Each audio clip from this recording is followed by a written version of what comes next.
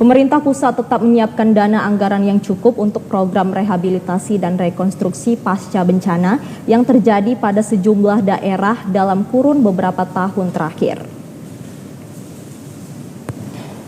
Beragam bencana terjadi pada kurun waktu 5 tahun terakhir telah melanda sejumlah wilayah di tanah air berdasarkan data Badan Nasional Penanggulangan Bencana atau BNPB meliputi banjir dan tanah longsor, kemudian kebakaran hutan dan lahan serta bencana lainnya. Kesemuanya telah berdampak pada rusaknya sejumlah infrastruktur dan sarana umum hingga mempengaruhi sektor ekonomi kerakyatan. Bahkan terganggunya perhubungan konektivitas antar daerah dan termasuk layanan urusan publik sehingga harus dilakukan penanganan secara serius. Melalui terapan program pemerintah berkesinambungan tahun 2025 ini, pemerintah pusat sudah mengalokasikan anggaran untuk itu, khusus untuk wilayah Kabupaten Nias Utara, Sumatera Utara mendapatkan alokasi dana bantuan hibah pemerintah pusat sebesar 24,5 miliar rupiah yang diperuntukkan bagi membangun kembali infrastruktur jalan dan jembatan yang mengalami kerusakan dampak bencana banjir dan tanah longsor yang pernah melanda daerah itu seperti tahun 2021 lalu.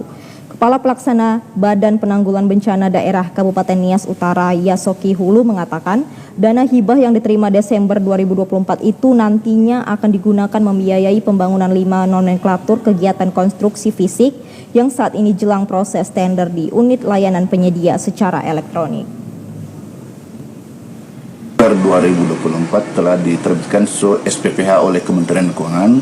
SPPH ini surat pemberitahuan penetapan hibah, dan pada tanggal 14 Oktober telah dilakukan perjanjian hibah daerah dalam kurung PHD antara pemerintah daerah Kabupaten Utara dengan Kementerian Keuangan, dan akhir Desember uang tersebut telah ditransfer ke daerah, dalam hal ini di kas daerah Kabupaten Utara. Terdapat proses panjang dalam penentuan kegiatan yang didanai dari bantuan hibah rehabilitasi dan rekonstruksi tersebut.